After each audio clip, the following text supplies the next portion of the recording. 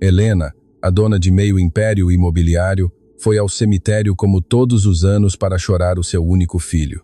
Mas ao chegar ao panteão de mármore, viu o impensável. Uma mulher em farrapos e uma menina suja tocavam o túmulo sagrado. Helena ia chamar a polícia para as expulsar a pontapés. Mas quando a menina se virou e lhe disse 3 palavras proibidas, a milionária sentiu o coração parar. O que descobriu naquela tumba mudaria a sua fortuna para sempre. Eram 10 da manhã de uma terça-feira cinzenta e chuvosa. O céu sobre a cidade parecia refletir exatamente o que Helena sentia por dentro. Uma tempestade fria, eterna e silenciosa. Helena desceu do seu Mercedes blindado. O chofer, um homem robusto chamado Ricardo, correu para abrir o guarda-chuva preto sobre a cabeça da sua chefe, mas ela mal o notou.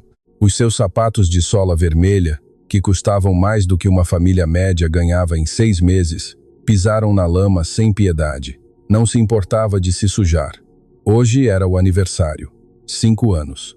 5 malditos anos desde que João, o seu único filho, o seu orgulho, tinha morrido naquele acidente de mota. "Espere-me aqui, Ricardo. Quero ficar sozinha", ordenou Helena. A sua voz não admitia réplicas. Era a voz de uma mulher acostumada a comprar edifícios inteiros com um telefonema, mas incapaz de comprar mais 1 minuto de vida para quem mais amava. Caminhou pelo caminho principal do cemitério privado Jardins da Saudade. Ali só descansavam os ricos, os poderosos, os que acreditavam que o dinheiro podia tornar a morte mais confortável. O panteão da família Monteiro erguia-se ao fim do caminho. Alas rodeanjos de pedra que choravam lágrimas de chuva, mas quando Helena levantou a vista, parou de repente. Sentiu como se uma mão gelada lhe apertasse o estômago. Alguém estava ali. Não era um jardineiro, não era um familiar distante. Era uma mancha de pobreza no seu santuário imaculado. Uma mulher jovem vestida com uma camisola de lã cinzenta cheia de buracos e uma saia comprida desfiada, estava ajoelhada em frente à lápide de João. Ao seu lado, uma menina pequena de não mais de 4 anos brincava com umas pedras no chão molhado. A indignação subiu pela garganta de Helena como ácido. Como é que a segurança se atrevia a permitir isto? Ela pagava uma fortuna em manutenção precisamente para não ter que ver a miséria do mundo exterior e muito menos ali, no único lugar onde podia ser vulnerável. "Ouça!", gritou Helena acelerando o passo. O taconeio dos seus sapatos ressoou com força sobre os paralelepípedos úmidos. A mulher ajoelhada sobressaltou-se. Virou-se rapidamente com os olhos muito abertos, cheios de pânico. Tinha o rosto cansado, olheiras profundas que falavam de noite sem dormir e de fome crônica, mas havia uma beleza triste nas suas feições. A menina pequena escondeu-se rapidamente atrás das costas da sua mãe, agarrando-se ao tecido gasto da saia. "O que pensa que está a fazer?" Helena chegou até elas ofegando mais pela raiva do que pelo esforço. "Afaste-se daí agora mesmo. Essa é propriedade privada." A mulher pobre pôs-se de pé tremendo. As suas mãos estavam vermelhas de frio e sujas de terra. "Desculpe, senhora, eu não queria incomodar. Só estávamos a limpar um pouco", disse a mulher com voz suave, baixando a cabeça em sinal de submissão. Helena olhou para a tumba. Efetivamente, as folhas secas que o vento tinha trazido tinham sido retiradas com cuidado, mas isso não acalmou a sua fúria. Pelo contrário, aumentou-a. Ver essas mãos sujas a tocar o nome do seu filho João Monteiro gravado em ouro parecia-lhe uma profanação. "A limpar", soltou Helena com uma risada cruel. "Pensa que preciso que alguém como a senhora limpe o túmulo do meu filho? Tenho empregados para isso. Empregados que tomam banho e usam uniforme. O que queria? Roubar as flores? Levar os vasos de bronze para os vender por uns trocos? Não." A mulher levantou a vista pela primeira vez, com um brilho de dignidade nos seus olhos cor de mel. "Nunca roubaria nada, senhora. Juro por Deus. Só trouxemos isto." A mulher apontou para a base da lápide. Ali, no meio do mármore frio, havia uma pequena flor silvestre, uma margarida simples, daquelas que crescem nas fendas dos passeios, colocada dentro de um copo de iogurte vazio e limpo que servia de jarro improvisado. O contraste era brutal. O copo de plástico barato contra o mármore italiano, a flor recolhida do lixo contra os ramos de rosas importadas que Helena trazia nos seus braços. "Tire-me esse lixo daí agora mesmo", sibilou Helena, sentindo que a situação era surrealista. Isto não é um caixote do lixo. Desapareça antes que chame a segurança e faça com que aprendam por invasão de propriedade. A menina pequena, que até esse momento tinha estado em silêncio, espreitou pelo lado da sua mãe. Tinha o cabelo desgrenhado e uns sapatos de lona que lhe ficavam grandes, provavelmente doados ou encontrados. Mas os seus olhos, Helena sentiu um arrepio. A menina olhava-a fixamente, não com medo, mas com curiosidade. Mãe, é ela a avó má? Perguntou a menina com aquela inocência brutal que só as crianças têm. O silêncio que se seguiu a essa pergunta foi mais pesado que a lápide de mármore. A mãe da menina ficou pálida como um papel e tapou-lhe a boca suavemente a pequena. Shh, Sofia, não digas isso. Desculpe a senhora, não sabe o que diz. Vamos. Já vamos. A mulher agachou-se apressadamente para pegar no copo de iogurte e na flor, tentando apagar qualquer rastro da sua presença. As suas mãos tremiam tanto que a água do copo se derramou sobre os seus próprios sapatos rotos. Espere, disse Helena. A palavra saiu da sua boca antes que o seu cérebro pudesse processá-la. A frase da menina tinha-lhe batido no peito como um martelo. A avó má. Helena era muitas coisas. Era dura, era fria, era exigente. Os seus empregados chamavam-lhe a dama de ferro pelas costas, mas ninguém a chamava avó. João tinha morrido solteiro, sem filhos. Helena não tinha netos. A sua linhagem tinha morrido com ele naquela estrada molhada há 5 anos. O que lhe disse a essa menina? Perguntou Helena, aproximando-se mais um passo. O seu tom já não era de grito, mas de uma ameaça baixa e perigosa.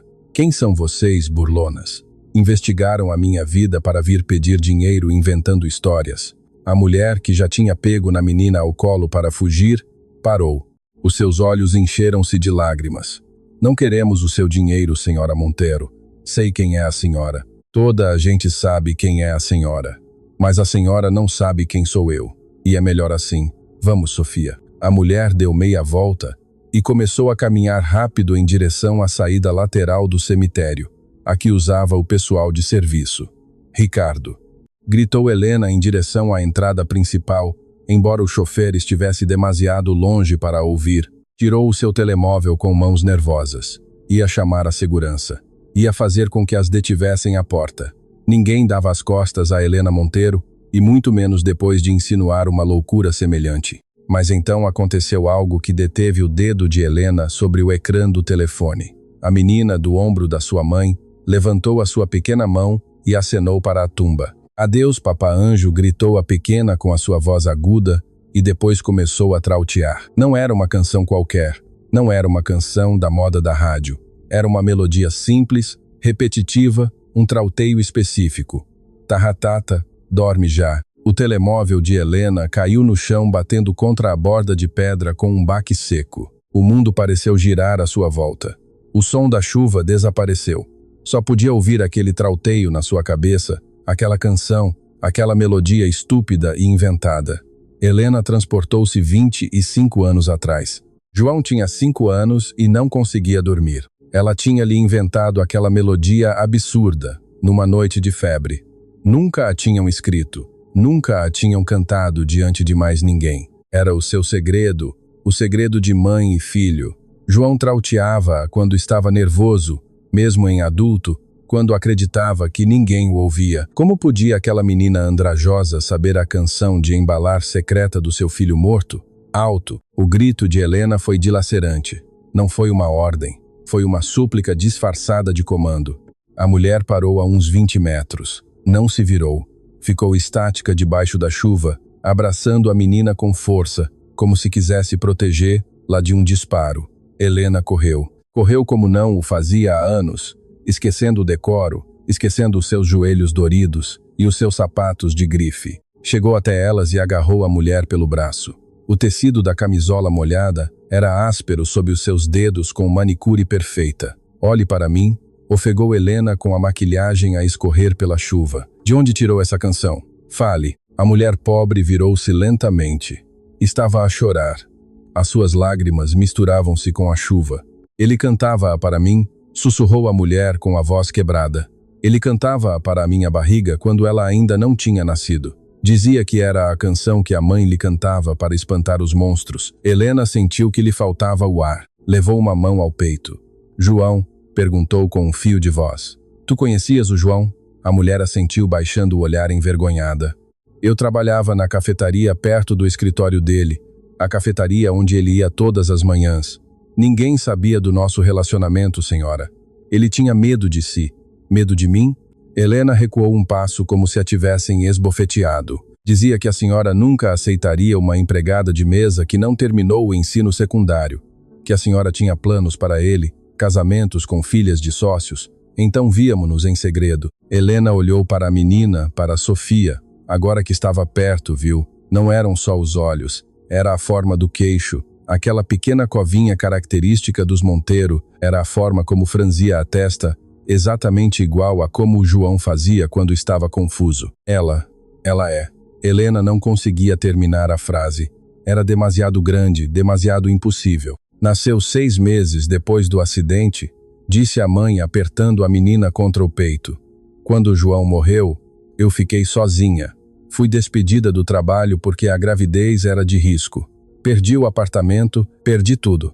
Por que não veio ter comigo? Perguntou Helena, com uma mistura de horror e confusão. Sou rica. Poderia ter lá ajudado. É o meu sangue. A mulher sorriu com tristeza, um sorriso amargo e doloroso. Fui, senhora. Fui à sua mansão uma semana depois do funeral com a minha barriga de 3 meses. Não se lembra? Helena franziu a testa procurando na sua memória nublada pela dor daqueles dias. Recordava vagamente gente à porta. Muita gente, continuou a mulher, o guarda de segurança. Eu disse-lhe que trazia o filho do João. Ele ligou pelo intercomunicador e a senhora respondeu. O coração de Helena batia descompassado. O que disse? A senhora disse. Diga a essa oportunista que se vá embora. O João está morto e agora aparecem todas as ratazanas a pedir queijo. Se não for embora, solta os cães. Helena cobriu a boca com a mão. Recordava ter dito algo assim. Estava cega de dor, cheia de comprimidos para dormir, odiando o mundo. Tinha rejeitado dezenas de pessoas naqueles dias. Nunca imaginou, nunca pensou. Pensei que me odiava, disse a mulher suavemente. Então prometi que a minha filha nunca sofreria o seu desprezo. Sobrevivemos como pudemos, limpando casas, lavando pratos. Mas hoje a Sofia queria ver o pai.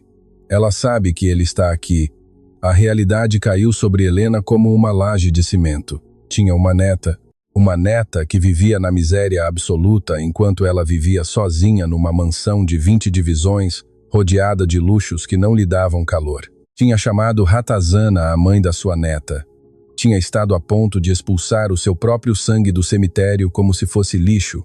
Helena olhou para os sapatos rotos da menina, olhou para suas mãozinhas vermelhas de frio. Olhou para o copo de iogurte com a flor silvestre. Essa flor valia mais que todas as coroas de rosas que ela tinha comprado em 5 anos. Porque essa flor vinha do amor puro, não da obrigação nem da culpa. Deixe-me vê-la, disse Helena. A sua voz tremia. Já não era a dona do império. Era uma anciã solitária diante de um milagre. Ajoelhou-se na lama sem se importar com o seu fato Chanel de 10.000 euros. Pôs-se à altura da menina. Olá, Sofia, disse tentando sorrir entre lágrimas. A menina olhou-a com desconfiança, mas depois olhou para sua mãe procurando aprovação. A mãe, apesar de tudo, assentiu levemente. Olá, disse a menina. Tem os olhos tristes como a minha mãe. Helena soltou um soluço que se rompeu na sua garganta. Sim, meu amor, estive triste muito tempo.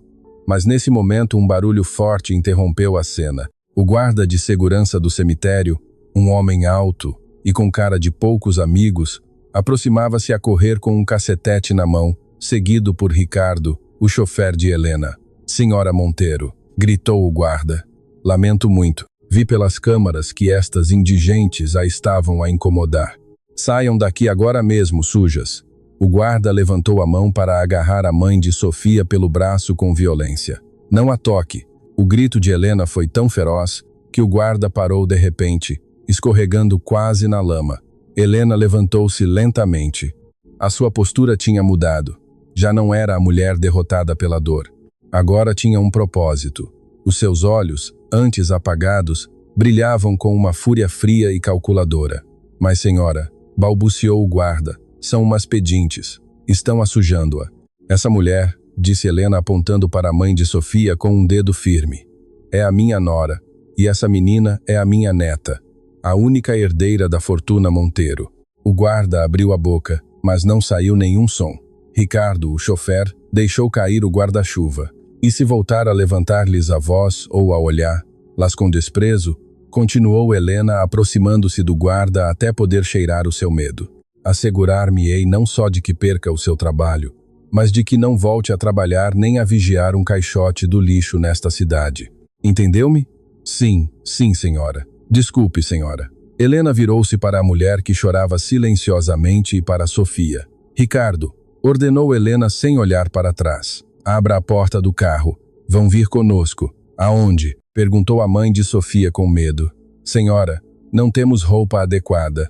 Não podemos. Helena tirou o seu casaco de caxemira, que valia mais que um carro pequeno, e colocou-o sobre os ombros da mulher encharcada. Depois tirou o seu cachecol de seda e envolveu a pequena Sofia. Para casa, disse Helena, e pela primeira vez em 5 anos a palavra casa não soou vazia. Vamos a casa. Temos muito de que falar e tenho 5 anos de aniversários para compensar. Helena pegou na mão da menina. Estava fria e áspera, mas quando os pequenos dedos de Sofia apertaram os seus, Helena sentiu uma descarga elétrica. Era a mesma sensação que sentiu quando segurou a mão de João pela primeira vez. Subiram para o carro, mas Helena não sabia que o verdadeiro desafio apenas começava, porque levá-las à mansão desataria uma guerra com os seus sócios, com a sua própria família alargada, que esperava herdar a sua fortuna, e revelaria segredos e de João que nem sequer a mãe da sua filha conhecia. Enquanto o carro arrancava deixando para trás o cemitério, Helena viu pelo retrovisor uma figura a observar-las de longe, escondida atrás de uma árvore. Alguém mais sabia da existência da menina, e esse alguém não estava contente. O trajeto até a mansão Monteiro foi uma viagem através de 2 mundos. Dentro do Mercedes blindado, o ar-condicionado cheirava a pinho e couro novo. Fora, a cidade cinzenta e chuvosa passava como um filme alheio. Helena observava as suas convidadas do banco oposto. A mãe, que disse chamar-se Cláudia, mantinha a vista baixa, apertando a sua mala desgastada como se contivesse diamantes. A pequena Sofia, exausta pela emoção, tinha adormecido sobre o colo da sua mãe, deixando uma pequena mancha de lama na estofagem cor de creme de 5.000 euros. Ricardo, o chofer, olhava nervoso pelo espelho retrovisor. Senhora, pigarreou, aviso a senhora Luciana de que levamos visitas. O nome de Luciana fez Helena tensar. Luciana era a sua sobrinha, a prima de João. Desde a morte do seu filho, Luciana e o seu marido Carlos tinham se instalado na empresa como abutres, esperando o momento de herdar tudo. Não tenho que pedir permissão para entrar na minha própria casa, Ricardo, respondeu Helena com frieza. E se Luciana tiver algum problema, lembre-lhe quem assina os seus cheques.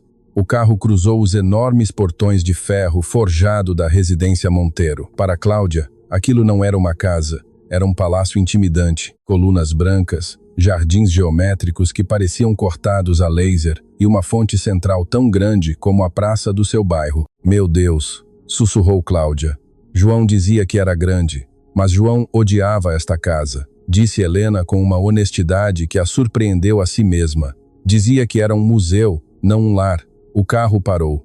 Ao descer, o contraste foi imediato e brutal. 3 empregados de serviço, impecavelmente uniformizados, saíram para receber a senhora, mas quando viram Cláudia descer, com os seus sapatos rotos, envolvida no casaco de caxemira, e a menina suja, os seus rostos profissionais desmoronaram-se em expressões de desgosto mal dissimulado. Marta chamou Helena a governanta, uma mulher severa que trabalhava há 30 anos na casa. Prepare o quarto de hóspedes, o azul, e quero que subam comida quente imediatamente. Sopa, frango, fruta fresca, tudo. Marta olhou para Cláudia de cima a baixo, detendo-se na lama das suas pernas. Senhora, o quarto azul, o das visitas diplomáticas. Marta baixou a voz indignada. Estas pessoas vão encher tudo de piolhos. Deveríamos levá-las para o quarto de serviço na cave para as desinfetar primeiro. Helena sentiu uma bofetada de realidade. Assim é como o mundo via a sua neta, como uma praga. Marta, a voz de Helena foi um sussurro letal. Essa menina tem mais direito a estar aqui do que tu e do que eu. Se voltar a ouvir uma palavra de desprezo, vai para a rua sem indemnização. Entendeu? Prepare o banho da minha suíte. Eu mesma as atenderei. A criadagem dispersou-se como formigas assustadas. Helena guiou Cláudia e Sofia escadas acima, passando pelos retratos a óleo dos ancestrais Montero. Cláudia olhava tudo com temor, temendo tocar nas paredes e sujá-las. Ao entrar no quarto de banho principal, um espaço de mármore e torneiras douradas, maior que todo o apartamento onde Cláudia vivia antes de ser despejada, a jovem mãe rompeu a chorar. "O que se passa?" perguntou Helena alarmada, fechando a porta. "Dói-lhe alguma coisa?"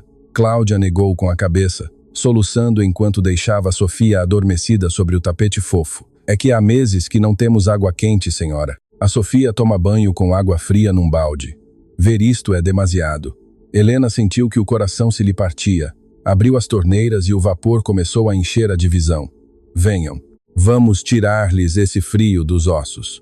O que aconteceu na seguinte hora foi uma transformação. Enquanto Helena ajudava a lavar o cabelo emaranhado da menina com shampoo de jasmim, descobriu as cicatrizes da pobreza. Sofia tinha marcas de picadas de insetos nos braços. Estava demasiado magra para a sua idade. Viam-se-lhe as costelas, mas também viu algo mais.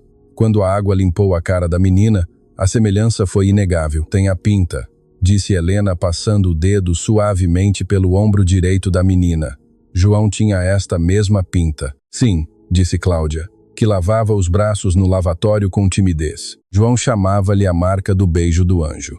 Helena olhou para Cláudia. Agora que estava limpa, sem a maquilhagem da sujidade e do cansaço extremo, Helena viu que era uma mulher bonita, mas para lá da beleza, havia uma tristeza profunda nos seus olhos. "Preciso de saber a verdade, Cláudia", disse Helena, entregando-lhe uma toalha de algodão egípcio. "Toda a verdade." "Por que João não me disse?" "Entendo que tivesse medo da minha reação, mas ocultar uma gravidez, ocultar a sua filha, isso não é próprio dele. Ele amava as crianças." Cláudia envolveu-se na toalha e sentou-se na borda da imensa banheira. Sofia brincava com a espuma alheia à conversa de adultos. "Não foi só por medo da sua rejeição, senhora", confessou Cláudia baixando a voz. "Foi por medo deles." "Deles?" Helena franziu a testa. "De quem falas?" "João descobriu algo na empresa umas semanas antes de morrer. Algo sobre as contas, sobre uns sócios perigosos. Disse-me que se alguém soubesse que ele tinha uma fraqueza, uma mulher e um filho, nos usariam para o pressionar." Helena sentiu um frio que não tinha nada a ver com a temperatura. "Estás a dizer que o acidente?" "Não sei", interrompeu Cláudia rapidamente com terror nos olhos. "Nunca soube, mas na noite antes de morrer, ele veio à minha casa. Estava pálido. Deu-me um envelope. Disse-me, se algo me acontecer, não abras isto a menos que seja questão de vida ou morte. E nunca, nunca te aproximes da minha família a menos que não tenhas outra opção." "Tens esse envelope?" perguntou Helena, pondo-se de pé de repente. "Tinha, mas quando me despejaram há 6 meses, muitas das minhas coisas perderam-se. Tenho-o escondido num cofre de uma estação de autocarros. É a única coisa que me resta dele." Helena começou a caminhar de um lado para o outro do quarto de banho. A sua mente de empresária começava a ligar pontos. João tinha estado muito nervoso nesses últimos meses. Discutia muito com seu primo Carlos. Havia auditorias que não batiam certo. "Senhora", disse Cláudia, "só viemos hoje ao cemitério porque Sofia estava doente na semana passada. Teve muita febre. Pensei que a perdia e, no seu delírio, chamava pelo pai. Prometi que se curasse a levaria a vê-lo. Não queria o seu dinheiro, só queria cumprir uma promessa." Nesse momento, a porta do quarto abriu-se de repente sem bater. Helena saiu do quarto de banho, fechando a porta atrás de si para proteger a intimidade de Cláudia. No quarto estava Luciana, sua sobrinha, uma mulher alta, magra e vestida com roupa de grife, mas com uma expressão que poderia cortar vidro. Atrás dela estava Carlos, seu marido, com o seu habitual sorriso falso. "Tia Helena", disse Luciana cruzando os braços. "Marta disse-nos que perdeu a cabeça. É certo que trouxe umas pedintes para casa e que as está a banhar no seu quarto de banho? São as minhas convidadas." respondeu Helena, erguendo-se em toda a sua estatura. E esta é a minha casa. Não me lembro de a ter convidado para o meu quarto, Luciana. Helena, por favor, interveio Carlos com tom condescendente. Entendemos que esteja sozinha. O aniversário da morte de João sempre a deixa sensível, mas meter gente da rua é perigoso. Poderiam ter doenças, poderiam ser ladrões ou pior, espiões industriais da concorrência disfarçados. Essa pedinte, disse Helena desfrutando cada palavra, é a mãe da minha neta. O silêncio que se seguiu foi absoluto. Carlos perdeu o seu sorriso. Luciana ficou pálida. O quê? Soltou Luciana com uma risada nervosa. Neta? Tia, João não tinha filhos. Fostes enganada. É o truque mais antigo do mundo. Uma mulher pobre procura uma velha rica e solitária. Tem os olhos de João, cortou Helena. Tem o seu queixo e sabe coisas que só João sabia. Provas de ADN, gritou Carlos, perdendo a compostura. Exijo uma prova de ADN agora mesmo. Não vou permitir que uma qualquer venha reclamar ações da empresa com um bastardo inventado. Nesse momento, a porta do quarto de banho abriu-se. Cláudia saiu. Vestia um roupão de seda de Helena, que lhe ficava grande, mas caminhava com uma dignidade nova. Sofia estava ao seu lado, envolta numa toalha limpa e brilhante. Cláudia olhou diretamente para Carlos. Os seus olhos brilharam com reconhecimento e medo. Eu conheço-o, disse Cláudia, apontando para Carlos. Carlos deu um passo atrás, visivelmente nervoso. Eu não me relaciono com gente dessa estirpe. Não sei do que falas. Sim, insistiu Cláudia, a sua voz ganhando força. O senhor foi ao apartamento de João uma noite. Eu estava escondida na cozinha. O senhor gritava-lhe, dizia-lhe, se não assinares esses papéis, vais arrepender-te, tu e a tua putinha secreta. A cara de Helena transformou-se. Virou a cabeça lentamente para Carlos como um predador a fixar a sua presa. Tu sabias? Perguntou Helena em voz muito baixa. Tu sabias que João tinha uma mulher e nunca me disseste? Carlos começou a suar. Helena, ela mente. É uma atriz. Olhe para ela. Inventa para tirar-lhe dinheiro. A menina tem a pinta, disse Helena ignorando Carlos. A mesma pinta que João. E se tu sabias da sua mulher secreta, então sabias mais do que admitiste na investigação do acidente. Isto é ridículo, disse Luciana agarrando Carlos pelo braço. Vamos embora, tia. Quando lhe passar a loucura e perceber que meteu umas criminosas em casa, chame-nos. Mas não espere que a apoiemos quando a roubarem até as joias. Luciana e Carlos saíram do quarto quase a correr, mas antes de cruzarem a porta, Carlos lançou um último olhar a Cláudia. Um olhar que não era de desprezo, mas de ameaça pura, uma promessa de destruição. Helena ficou a tremer de raiva. Virou-se para Cláudia e Sofia. Tinhas razão, disse Helena respirando com dificuldade. Havia perigo. Tive-o a dormir debaixo do meu teto todo este tempo.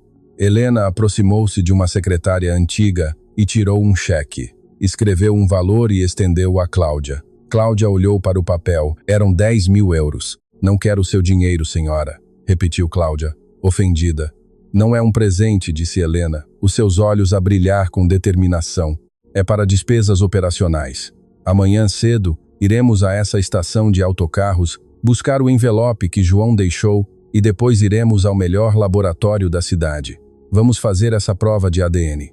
Helena agachou-se em frente a Sofia, que olhava tudo com olhos grandes. Mas não porque duvide de ti, meu amor. Sei que és o meu sangue. Sinto-o nos meus ossos. Faremos a prova para esfregar na cara desses abutres.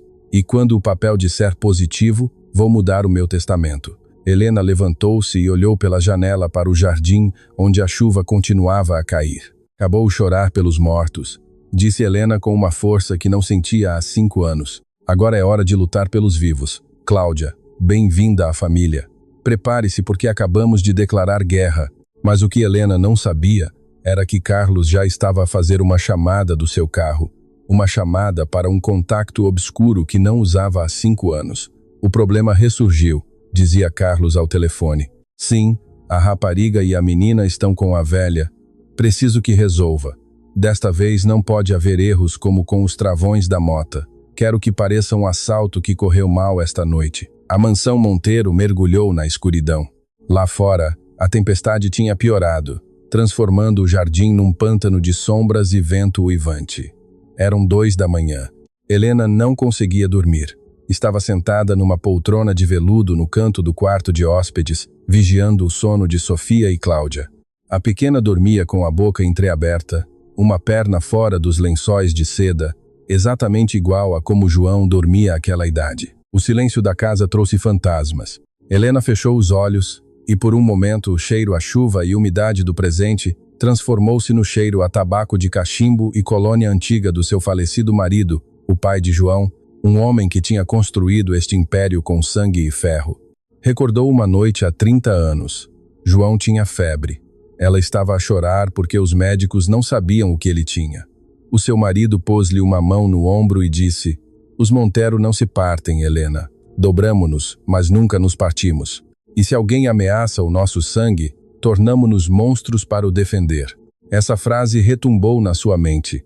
Tornar-se em monstros. Helena olhou para suas mãos, agora enrugadas e manchadas pela idade. Restava-lhe força para ser um monstro se fosse necessário. Tinha passado os últimos 5 anos a ser um fantasma, uma sombra dorida numa casa vazia. Mas ver essa menina respirar tinha-lhe injetado uma dose de adrenalina que acreditava esquecida. Levantou-se para ajeitar a manta sobre Sofia. Ao fazê-lo, os seus dedos roçaram a bochecha da menina. Estava quente, viva.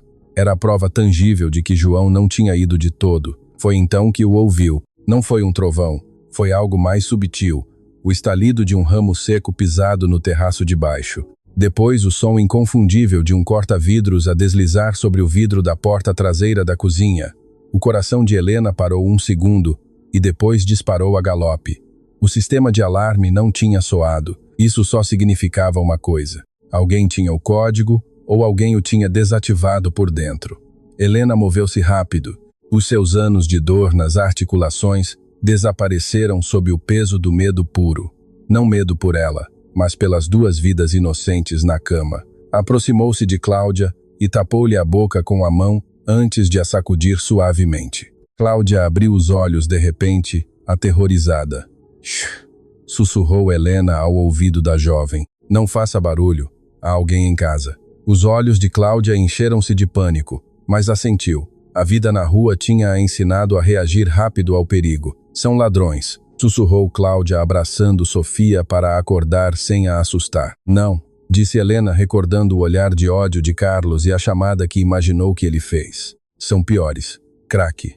O som da porta da cozinha a abrir-se lá embaixo ressoou no silêncio da mansão como um tiro. Passos pesados. Não tentavam ser sigilosos. Eram rápidos. Sabiam para onde iam. "Vem para aqui", disse Helena. A sua mente trabalhava a 1000 por hora. "Sabem em que quarto estamos? O que fazemos?" Cláudia estava a tremer. "Ligamos para a polícia. Cortaram a linha fixa. Vi na luz do telefone do corredor e o meu telemóvel está lá embaixo na mala. Não há tempo." Os passos já estavam na escada. Eram pelo menos 3 homens. As botas batiam na madeira nobre com violência. Helena correu para o grande armário embutido do quarto. Não era um armário normal. A casa tinha sido construída pelo avô de João em tempos políticos conturbados. "Ajude-me a mover isto", ordenou Helena empurrando uma pesada cômoda de mogno que estava dentro do closet. Cláudia, impulsionada pela adrenalina, empurrou com uma força surpreendente para sua magreza. Atrás da cômoda, o painel de madeira tinha uma pequena ranhura quase invisível. Helena pressionou com o polegar num ponto específico que parecia um nó na madeira. Um clique mecânico soou, e o painel abriu-se, revelando uma passagem escura e estreita. O quarto do pânico original da casa, esquecido por todos, incluindo por Carlos e Luciana, que nunca se tinham preocupado em conhecer a história da família. "Entrem", sibilou Helena. Nesse momento, a porta do quarto principal abriu-se de um pontapé. A madeira lascou-se com um estrondo terrível. 3 homens vestidos de preto, com passamontes e bastões de beisebol, e um com algo que brilhava como uma faca longa, irromperam no quarto. "Ali", gritou um com voz rouca, apontando para o closet onde Helena terminava de meter Sofia. "Feche o painel", gritou Helena a Cláudia. "Não, sem a senhora", gritou Cláudia esticando a mão. Helena viu os homens correrem na sua direção. Faltavam 5 metros. 4. Helena não entrou. Em vez disso, agarrou um pesado vaso de bronze maciço que adornava uma mesa auxiliar. Feche, ordenou Helena com voz de matriarca suprema. Cláudia, a chorar, puxou o painel por dentro. A parede falsa fechou-se com um baque seco, exatamente quando o primeiro assaltante se atirava sobre Helena. Helena não era uma guerreira ninja, era uma mulher de 65 anos. O primeiro homem embateu nela, atirando-a ao chão. O vaso rolou para longe. Helena sentiu uma dor aguda na anca ao bater no tapete, mas o instinto de proteção era mais forte que a dor. Onde estão? Grunhiu o homem, pondo-lhe um joelho no peito, esmagando-lhe o ar. Sabemos que a rapariga e a menina estão aqui. Helena cuspiu na cara do homem de passamontes. Estão longe, ofegou, longe de escumalha como vocês. O homem levantou a mão e bateu em Helena na cara. O sabor metálico do sangue encheu a sua boca. Procurem, ordenou o homem aos seus cúmplices. Não podem ter desaparecido. Carlos disse que não saíram de casa. Carlos, ali estava, a confirmação. Não era um assalto. Era uma execução. O seu próprio sobrinho político tinha enviado assassinos para matar uma menina de 4 anos e a sua mãe para proteger uma herança. A fúria que Helena sentiu foi vulcânica. Superou o medo, superou a dor física. Um dos homens começou a bater nas paredes do closet. Chefe, aqui sou Aoko. Parta-o, ordenou o que segurava Helena. Helena viu como levantavam os bastões contra o painel de madeira onde se escondiam a sua nora e a sua neta.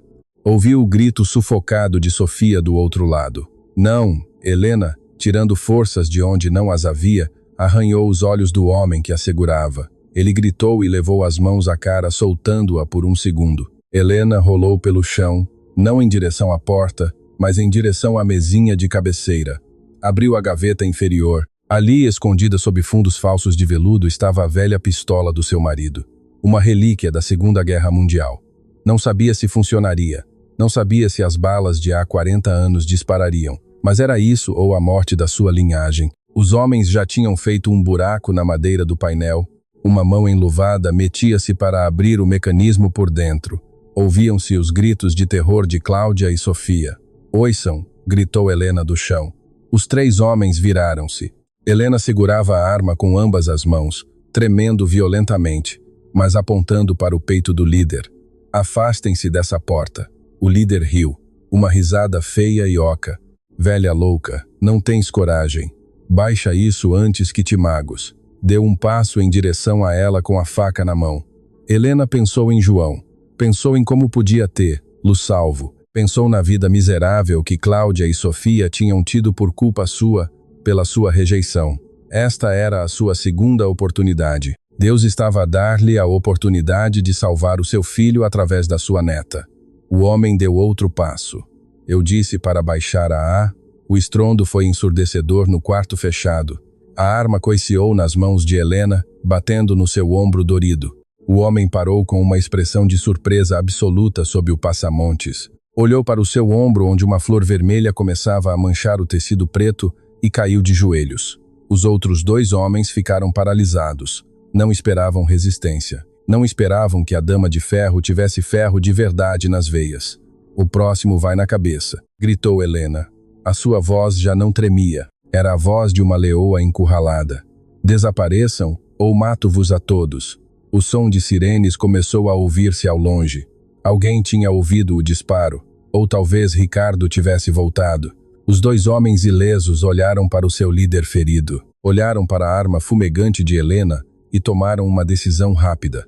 Vamos embora. Agarraram o ferido pelos braços e saíram arrastando-o, correndo escadas abaixo, deixando um rasto de sangue no tapete persa. Helena manteve a arma apontada para a porta vazia durante 1 minuto inteiro, respirando agitadamente, até que ouviu o motor de um carro a derrapar na gravilha e a afastar-se. Só então baixou a arma. O painel secreto abriu-se lentamente. Cláudia saiu pálida como cera com Sofia nos braços.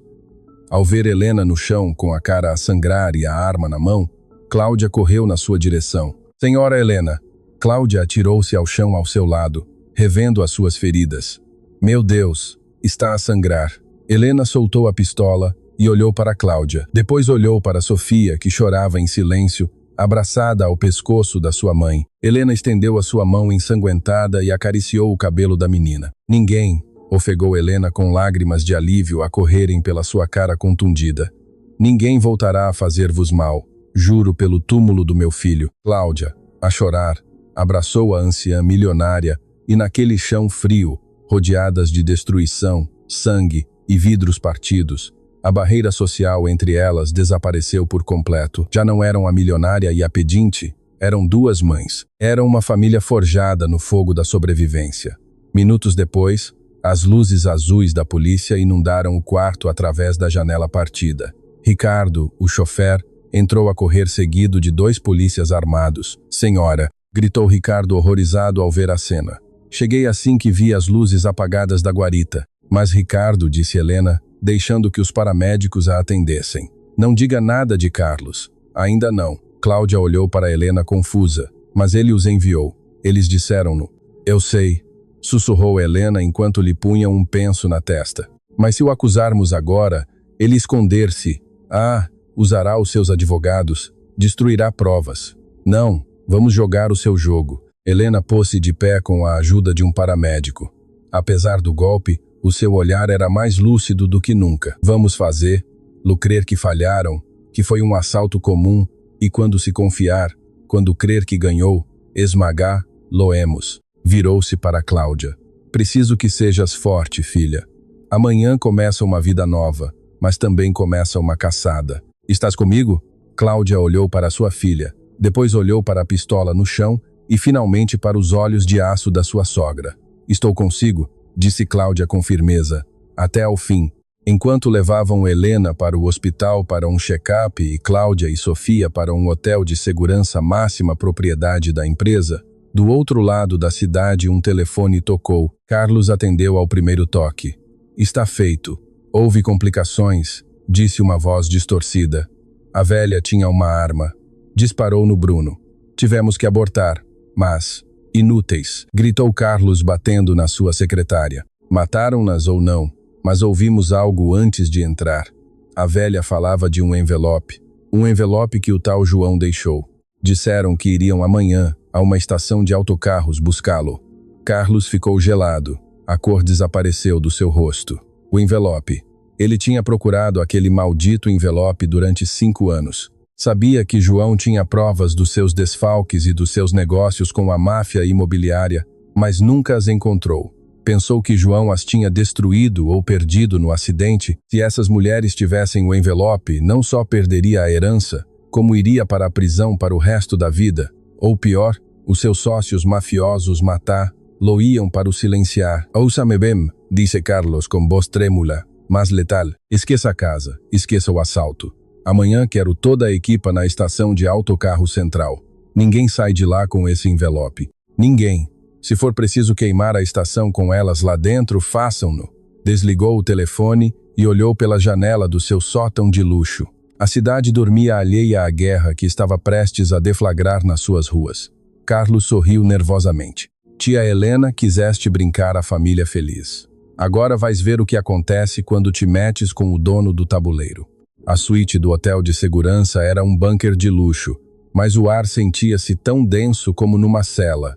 Eram 8 da manhã. Helena olhava-se no espelho de corpo inteiro, mas não reconhecia a mulher que lhe devolvia o olhar. Tinha um penso na testa oculto sob um chapéu de lã barato. Não vestia o seu fato Chanel, mas umas calças de ganga desgastadas e um casaco largo que Ricardo, o seu chofer, tinha conseguido num mercado noturno. Não parece a senhora Helena, disse Cláudia da porta. Ela também estava mudada, mas para Cláudia essa roupa era o seu uniforme de guerra diário. Helena virou-se sentindo-se vulnerável sem a sua armadura de alta costura. Esse é o ponto, não é? Respondeu Helena com uma careta. Se Carlos tem gente a vigiar a estação de autocarros, procurarão uma milionária e a sua nora fugitiva.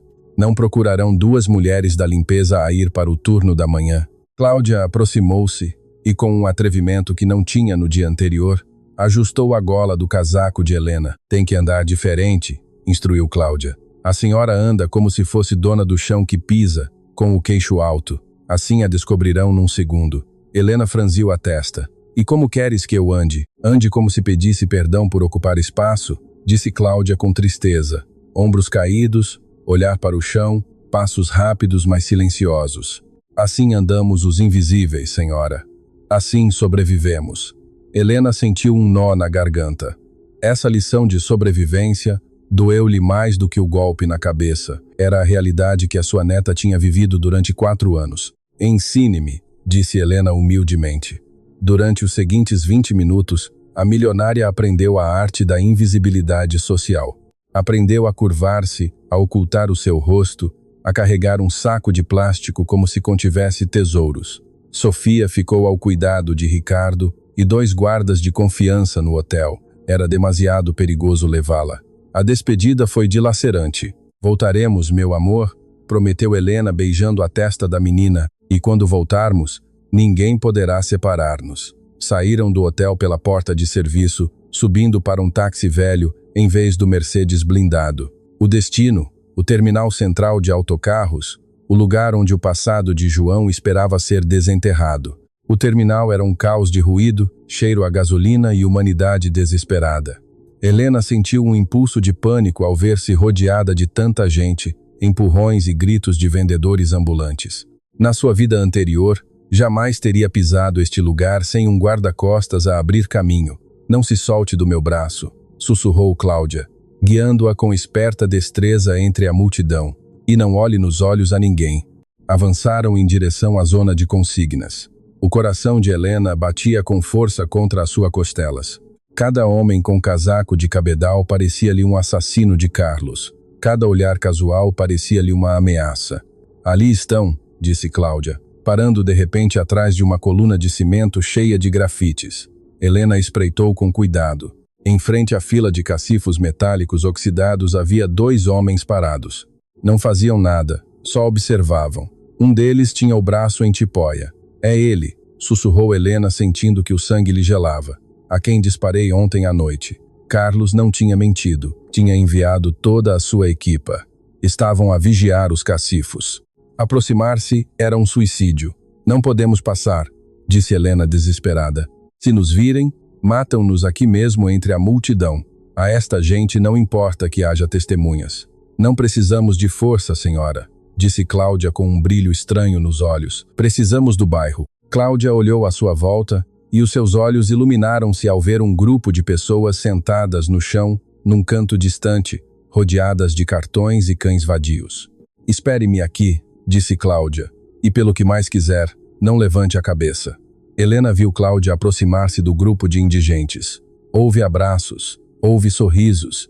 Helena sentiu-se envergonhada. Ela tinha julgado essas pessoas toda a sua vida. Tinha-as ignorado da janela do seu carro e agora eram a sua única esperança. Cláudia regressou 5 minutos depois, acompanhada de um homem idoso, desdentado e com barba grisalha, que cheirava a álcool barato, mas tinha olhos bondosos. Senhora Helena, este é o avô Chico, apresentou Cláudia. Ele cuidava da Sofia quando eu tinha que ir buscar comida.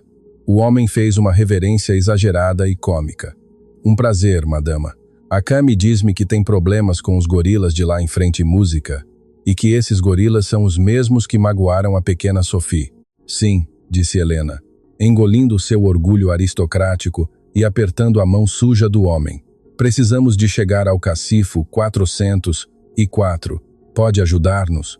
Pela pequena Sophie movo montanhas, disse o avô Chico, e por ver a cara desses tipos quando o mundo lhes cair em cima, faço-o de graça. Rapazes, assobiou para o seu grupo. O que aconteceu a seguir foi uma coreografia do caos.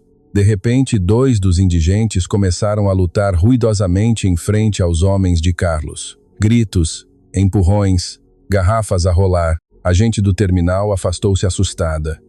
Fora daqui, ratazanas! Gritou o homem do braço ferido, avançando para os dispersar e manter a sua zona de visão clara. Nesse momento, outro grupo de sem-abrigo, empurrando carrinhos de supermercado cheios de sucata, acidentalmente bloqueou a passagem dos outros vigilantes, criando um muro de metal e cartão. Agora, gritou Cláudia. Helena e Cláudia correram. Não correram como fugitivas, mas deslizando entre a confusão como sombras. Chegaram ao corredor dos cacifos, o 404. Estava lá embaixo, perto do chão. Cláudia tirou uma chave pequena e oxidada que trazia pendurada ao pescoço com uma corrente. As suas mãos tremiam. Rápido, filha, rápido, apressou Helena vigiando as costas. Os gritos da luta intensificavam-se, mas os homens de Carlos depressa se dariam conta de que era uma distração. A chave girou. Clac. A portinha de metal abriu-se com um rangido. Dentro não havia dinheiro, não havia joias. Só havia um envelope manila grosso selado com fita adesiva e um ursinho de peluche pequeno e velho. Cláudia agarrou o envelope e o urso. Temos. Ali estão. O grito veio do final do corredor. O homem ferido, o Bruno, as tinha visto através de uma fenda na barreira de carrinhos. Tinha se livrado da distração e corria na sua direção, sacando uma arma com silenciador, sem se importar com as câmaras. Corra! Helena agarrou Cláudia pelo braço. Correram em direção à saída das plataformas de autocarros, onde os motores rugiam e o fumo de diesel cobria tudo. Por aqui, Cláudia puxou mi bilhete, me puxou. Mi pramos, mi puxinto. Mi prão. Mi pri 2 mitavo. Não temos bilhetes, ofegou Helena. Suba. Entraram mesmo quando as portas pneumáticas se fechavam batendo no ombro de Helena. O autocarro arrancou saindo da plataforma. Através da janela traseira viram o Bruno bater na lateral do autocarro com fúria, ficando para trás enquanto o veículo ganhava velocidade e saía para a autoestrada. Helena deixou-se cair no assento, o coração a ponto de explodir. Olhou para Cláudia, que abraçava o envelope contra o peito, a chorar e a rir ao mesmo tempo. Pela primeira vez, Helena não viu uma estranha, viu uma companheira. Viu a mulher que o seu filho tinha amado e entendeu por que Cláudia tinha uma força que o dinheiro não podia comprar. Obrigada, disse Helena tomando a mão de Cláudia. Não a soltou. Salvou-me a vida a mim, a avó má. Cláudia apertou a mão de Helena. A senhora salvou a minha filha ontem à noite. Estamos quites, avó. A palavra avó soou diferente desta vez. Não era um insulto, era um título ganho em batalha. O autocarro as levou longe do centro para uma zona industrial tranquila. Desceram na primeira paragem segura e refugiaram-se numa pequena cafetaria de estrada vazia e silenciosa. Pediram 2 cafés pretos. Era o momento. Helena pôs o envelope na mesa de fórmica pegajosa. Abrimos? Perguntou com medo do que pudesse encontrar. Cláudia assentiu e rasgou o envelope com cuidado. Dentro havia 2 coisas, uma memória USB e uma carta manuscrita. A carta tinha data de 2 dias antes do acidente. Helena reconheceu a letra de João imediatamente, aquela caligrafia inclinada e nervosa. Levou a mão à boca para abafar um soluço. Cláudia passou a carta a Helena. É para a senhora, disse Cláudia. O cabeçalho diz, para a mãe. Helena pegou no papel tremendo. Começou a ler em voz alta com a voz quebrada. Mãe, se estiveres a ler isto, é porque já não estou. E se o estiveres a ler, espero que seja porque a Cláudia teve a coragem de te procurar e tu tiveste o coração de a ouvir. Sei que te desiludi. Querias que eu fosse o rei do teu império, o tubarão dos negócios como o pai. Mas eu só queria ser feliz e encontrei essa felicidade num lugar que tu nunca olharias, numa cafetaria com uma mulher que me ama por quem sou, não pelo apelido Monteiro. Helena teve que parar. As lágrimas caíam sobre o papel borrando a tinta. Continuou a ler. Não te disse nada sobre a Cláudia, nem sobre a bebé que vem a caminho, porque tinha medo. Não de que me deserdasses, isso não me importa. Tinha medo de que as tratasses como tratas tudo o que não encaixa no teu mundo perfeito, mas enganei-me. Ao ocultá-las, as coloquei em perigo. Descobri que Carlos está a lavar dinheiro através da construtora. Está a usar materiais baratos nos edifícios novos. Os da margem sul vão cair, mãe. Vão matar gente se houver um terremoto. Confrontei-o e ameaçou-me com eliminar as minhas distrações. Na USB estão todas as provas, as contas reais, as gravações das suas ameaças. Usa-o, destrói-o. Mas por favor, mãe, suplico-te, protege a minha família, conhece a tua neta, dá-lhe o amor que te sobrava e que não sabias onde colocar desde que o pai morreu. És uma grande mulher, mãe. Só te esqueceste de como ser doce. Helena deixou cair a carta. O silêncio na cafetaria era absoluto. És uma grande mulher. Só te esqueceste de como ser doce. A frase a atingiu mais forte que qualquer bala. Tinha passado 5 anos a odiar o mundo, pensando que o seu filho tinha morrido por imprudente, quando na realidade tinha morrido como um herói a tentar proteger inocentes da corrupção de Carlos. E ela, cega, tinha deixado a família desse herói na rua. Sinto muito, sussurrou Helena olhando para Cláudia. Sinto tanto, minha filha. Perdoa-me por cada minuto destes 5 anos. Perdoa-me pela fome que passaram, pelo frio. Cláudia levantou-se do seu lado da mesa e abraçou Helena. Um abraço real, forte, de filha para mãe. João disse-me que a senhora era dura, disse Cláudia ao ouvido de Helena, mas também me disse que se alguém conseguisse entrar no seu coração, a senhora defenderia os seus contra o próprio, e tinha razão. Helena secou as lágrimas, guardou a carta no bolso perto do seu coração. Depois pegou na USB e apertou-a no seu punho até que os nós dos dedos ficaram brancos. O seu olhar mudou. A tristeza deu lugar a uma determinação fria, calculada e letal. A Dama de Ferro tinha voltado, mas desta vez tinha coração. Temos as provas, disse Helena, a sua voz recuperando o tom de comando. Temos os registros bancários, temos as ameaças. Carlos queria guerra, pois vamos dar-lhe o apocalipse. Tirou um telefone descartável que Ricardo lhe tinha dado. Marcou um número de memória. Não era a polícia. A polícia podia estar comprada. Marcou o número do Procurador-Geral da República, um velho amigo do seu marido que há anos tentava limpar a cidade, mas que nunca tinha provas suficientes. Ricardo, sou Helena Monteiro. Não desligue. Ouça bem. Tenho a cabeça de Carlos Monteiro numa bandeja de prata e tenho algo mais. O escândalo imobiliário da década. Quero proteção de testemunhas imediata para minha família e quero uma operação policial antes do anoitecer. Interessa-lhe? Houve uma pausa do outro lado, depois uma resposta afirmativa. Helena desligou e olhou para Cláudia.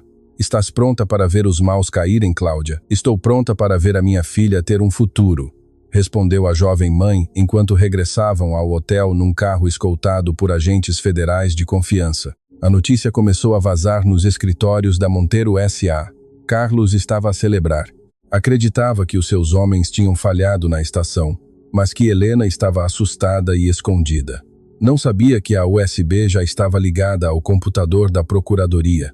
Não sabia que as suas contas nas Ilhas Caimão estavam a ser congeladas naquele preciso instante. Helena olhava pela janela do carro oficial. A chuva tinha parado. Um raio de sol tímido rompia as nuvens cinzentas. Amanhã é o aniversário oficial, disse Helena. A missa na catedral. Todos os sócios estarão lá. A imprensa estará lá. Carlos estará lá fingindo ser o sobrinho sofredor. O que vamos fazer? Perguntou Cláudia. Helena sorriu. Não era um sorriso amável. Era o sorriso de quem tem a mão vencedora no póquer. Vamos a essa missa, tu, eu e a Sofia. Vamos entrar pela porta grande, sem disfarces, sem medo, e vamos deixar que o mundo veja quem é a verdadeira família Monteiro e quem é o criminoso. O cenário estava pronto para o desfecho final. Não seria uma batalha de armas num beco. Seria uma execução pública, social e legal no evento mais importante do ano. E Helena Monteiro ia desfrutar de cada segundo. Ricardo, disse Helena ao condutor que se tinha reunido com elas. Ligue para a minha estilista e ligue para a boutique de crianças mais cara da cidade. A minha neta não vai à igreja em farrapos. Vai vestida como uma princesa. O carro acelerou em direção ao hotel. A transformação estava completa. A milionária tinha encontrado a sua humanidade e a mulher pobre tinha encontrado o seu poder. Juntas eram imparáveis. A manhã da missa de aniversário amanheceu com um sol radiante, um contraste zombeteiro com a tempestade que tinha assolado a cidade e as vidas de Helena e Cláudia dias atrás. Mas para Helena esse sol não era uma zombaria, era um sinal, era João a sorrir. Na suíte do hotel o ambiente era de uma calma elétrica. Não havia medo. O medo tinha ficado na estação de autocarros, no chão sujo onde Helena quase perdeu a vida.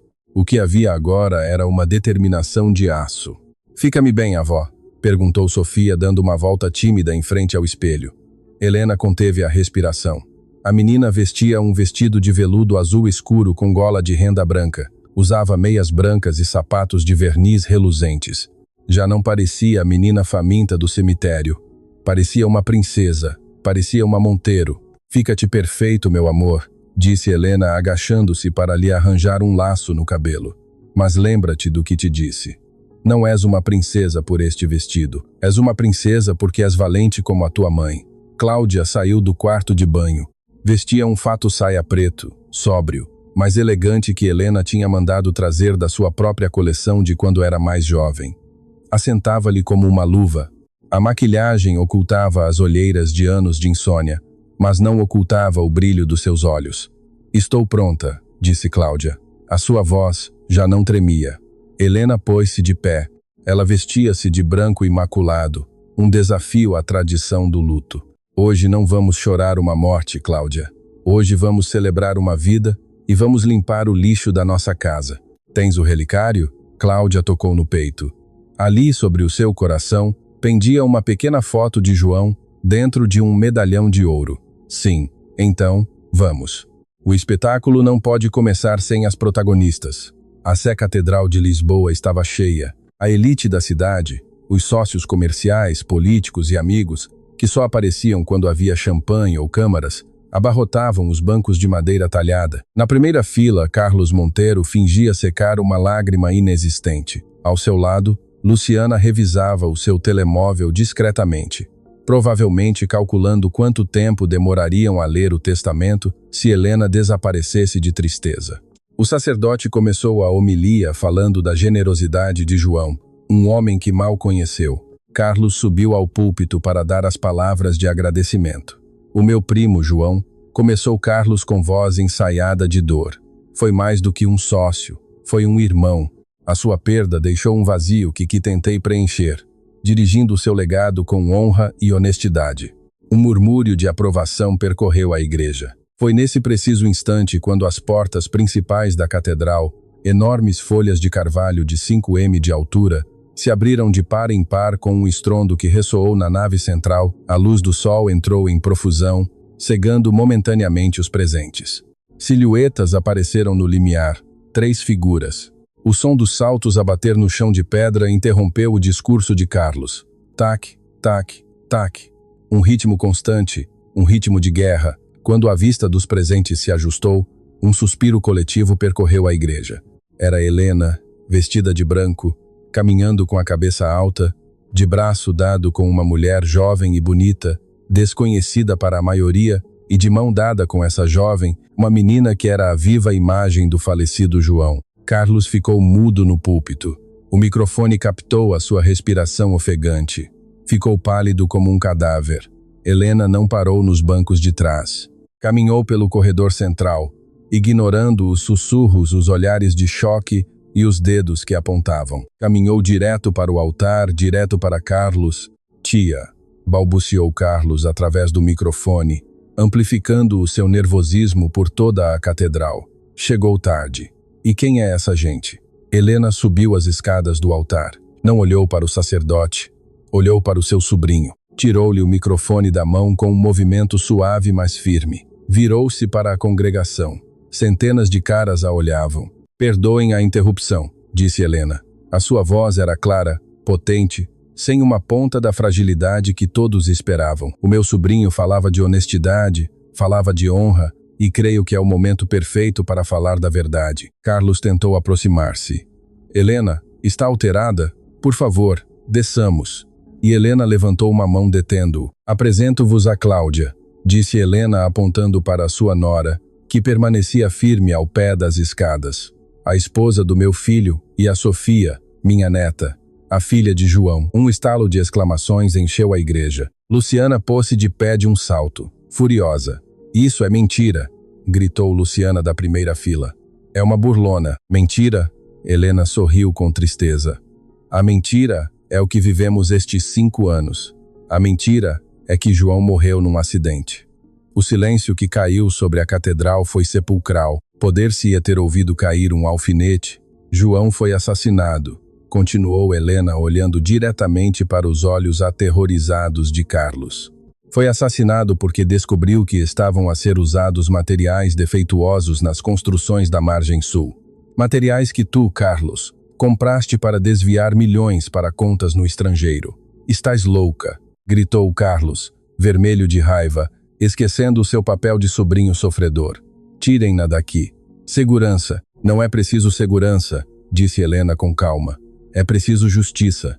Como se fosse um sinal divino, entrou o Procurador-Geral da República, seguido por 6 agentes federais armados e uniformizados.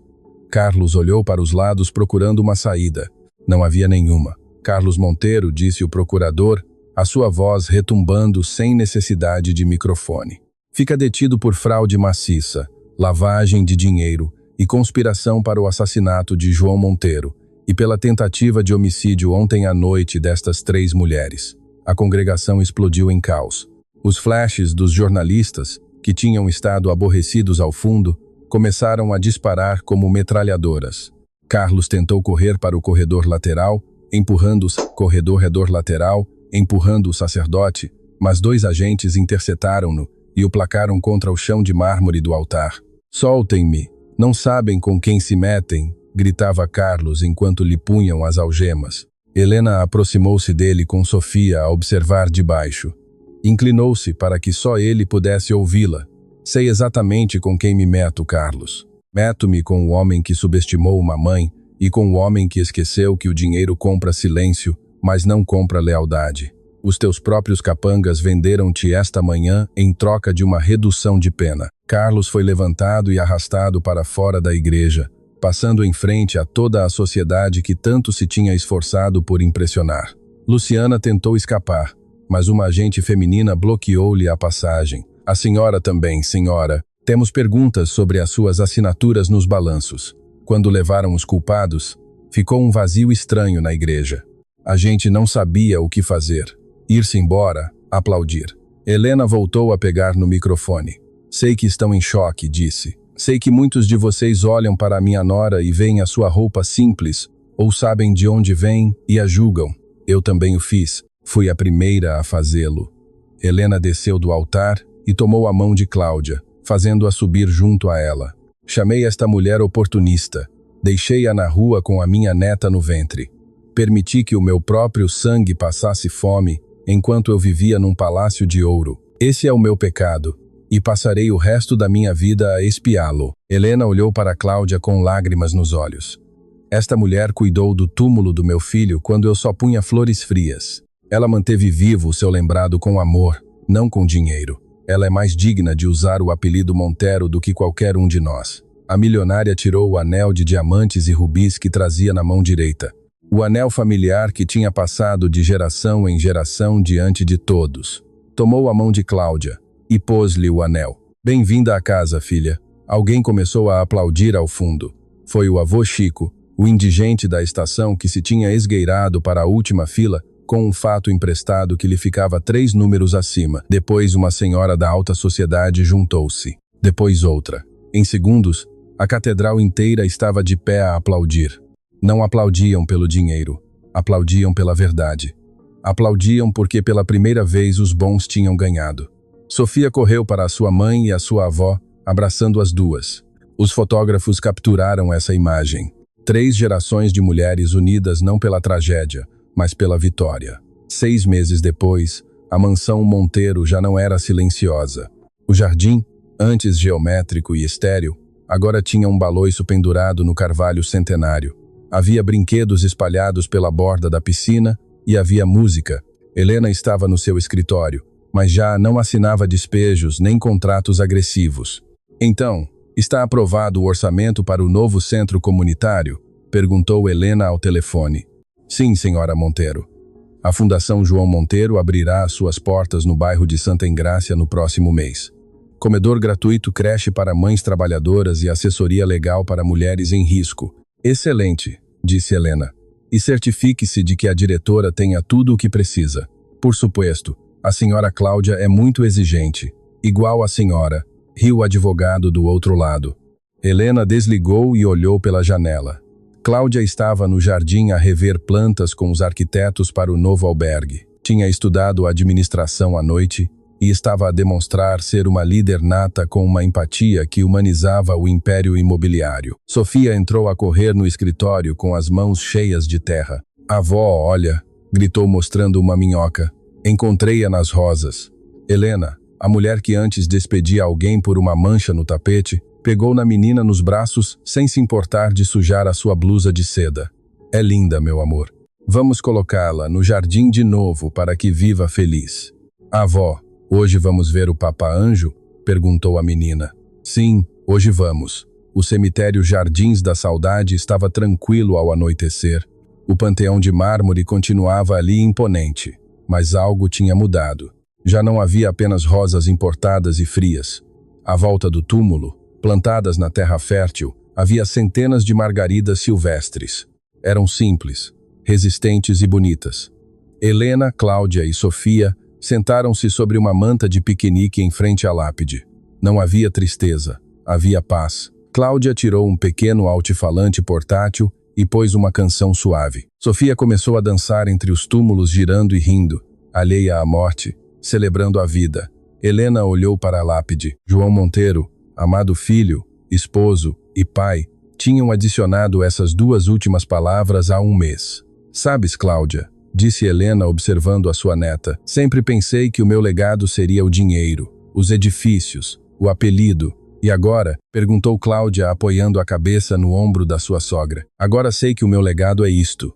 Apontou para Sofia a dançar sob a luz dourada do sol.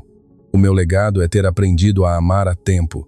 Obrigada por não teres desistido de mim, Cláudia. Obrigada por me teres devolvido a vida.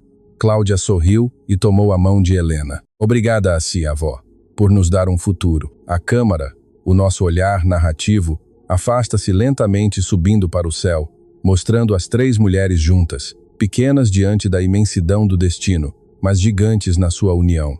A imagem final não é a mansão, nem o dinheiro, nem a prisão onde Carlos apodrece. A imagem final é um simples copo de iogurte, agora fundido em ouro maciço, colocado discretamente ao pé do túmulo, segurando uma margarida fresca eterna. Às vezes, a verdadeira riqueza não está no que tens no banco, mas em quem tens ao teu lado quando chega a tempestade. Helena Monteiro quase perdeu tudo por orgulho, mas ganhou o universo inteiro graças ao perdão, porque nunca é tarde para arranjar o que está partido e nunca é tarde para dizer bem-vinda à casa.